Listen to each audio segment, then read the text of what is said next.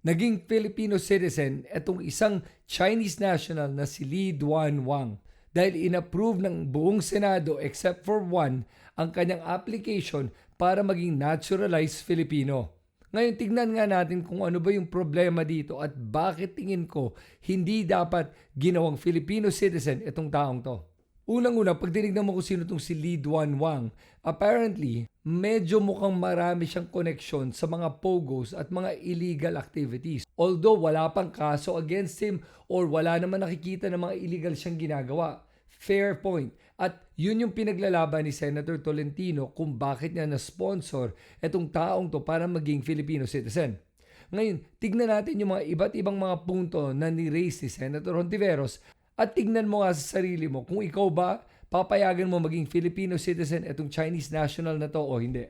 Unang-una, binanggit ni Senator Hontiveros na meron ngang photo na kasama ni Lee Duan Wang si Duan Renwu. Si Duan Renwu, sa mga may hindi alam o hindi makaalala, siya yung godfather ni Cassandra Lee Ong na big boss ng pinakamalupit at pinakamalaking pogo sa Porac, Pampanga kung saan nakita yung mga torture, human trafficking, sex trafficking at kung ano-ano pang mga illegal and criminal activities.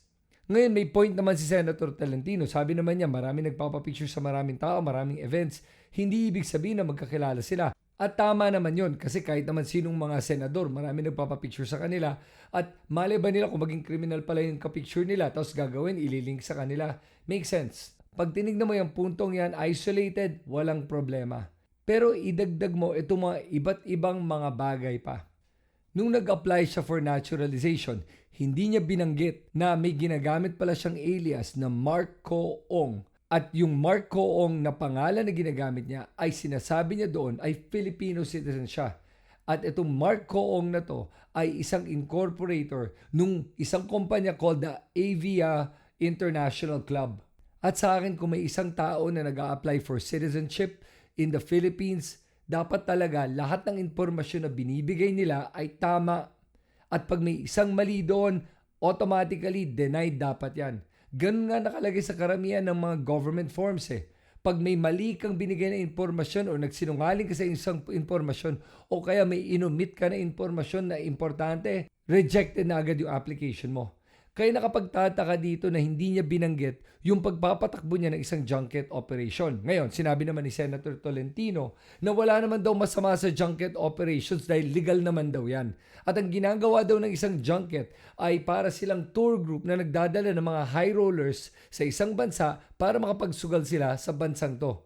Pero interesting na hindi binanggit ni Senator Tolentino na ang paraan kung paano kumikita ng pera itong mga junket ay sa pagbibigay ng credit para dito sa mga high rollers na to. Kumbaga pinopondohan nila yung pagsusugal na to mga high rollers na to at kumukuha sila ng porsyento dun sa mga pinapahiram nila o pinopondohan nila para sa mga high rollers. At dun sila talaga kumikita. At dun din nagkakaroon ng mga problema itong mga junkets na to. At dun pumapasok itong mga illegal or even criminal activities tulad ng mga money laundering at underground banking. At ang dating sa akin, the fact na hindi binanggit to ni Senator Tolentino, parang siya din, meron siyang ino-omit para lang maipasa at magawang Filipino citizen itong Chinese national na to. At yun na nga, kung wala namang palang illegal o masama ginagawang junket operator, bakit hindi yun nilagay ni Lee Duan Wang sa kanyang application? At pinapalabas niya may iba pa siyang mga negosyo at hindi yung junket yung kanyang main operation. Tapos malalaman natin na yung kanyang junket operation ay nag-share ng office sa isang Pogo scam hub called Rivendell. At oo nga naman, sabi ni Senator Tolentino ulit, wala namang masama kung nag-share sila ng parehong opisina. Tulad din naman ng mga ibang negosyo o kaya mga bangko o mga restaurants na nagli-lease dun sa mga lugar kung saan nag-ooperate yung mga Pogo scam hubs, hindi naman ibig sabihin scam din sila o illegal sila. Tama naman po yun. Pero kung pinagsama-sama mo lahat ng impormasyon na to, medyo nagiging kaduda-duda na etong taong to. Tapos itong Avia International Club ay associated with Yatay Spa na konektado dun sa isang Chinese spy na si She Ziyang. At yung negosyo nila ay magkakasama sa isang building. At doon din nakalagay yung office address ng Nine Dynasty Junket Group. Ngayon, idagdag pa natin to. Nakapagtataka talaga na itong Chinese national na to ay may maraming TIN numbers, hindi lang isa. Kasi dapat ang isang Filipino ay magkaroon ng isang TIN number lang.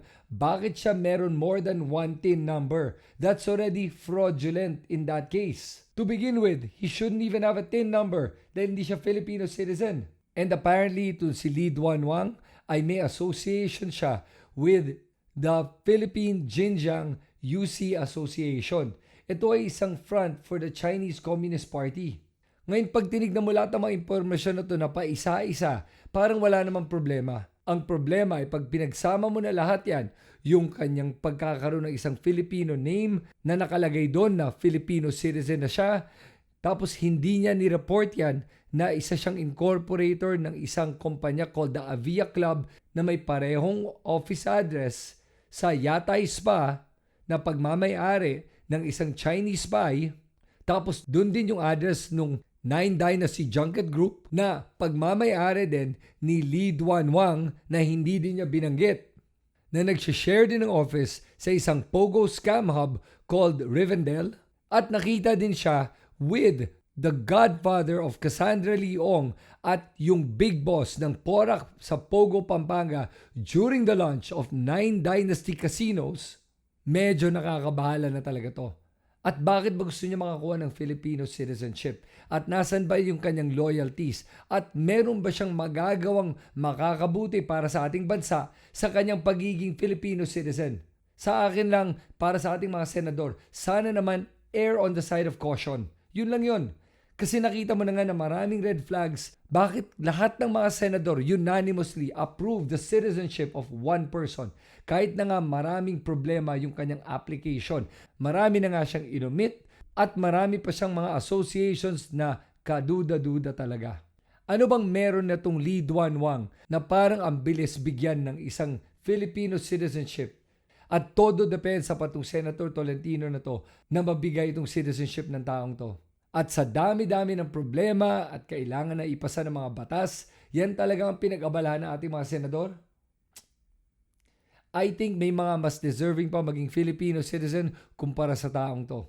But then again, I'd love to hear kung ano ba yung mga rason na binigay ng mga senador kung bakit nila in-approve yung kanyang application to be a Filipino citizen. Kasi wala akong narinig eh.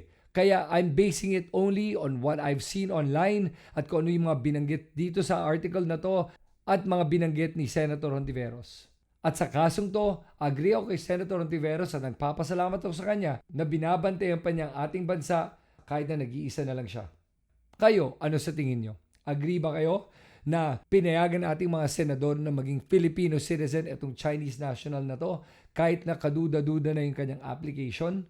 O kaya disagree kayo doon? At bakit? Gusto ko marinig lahat ng mga opinion nyo. Pakisulat lahat yan dito sa comment section sa ibaba. At tingin nyo, bakit ba talaga binigyan ng citizenship itong taong to? At kung nagugustuhan nyo yung mga ganitong klase mga videos, please lang pakisubscribe sa aking YouTube channel at i-click mo na rin yung notification bell na yan para ma-notify ka sa aking susunod na video. Salamat sa inyo lahat. Ito si Kristan. Magkita tayo muli sa aking susunod na video.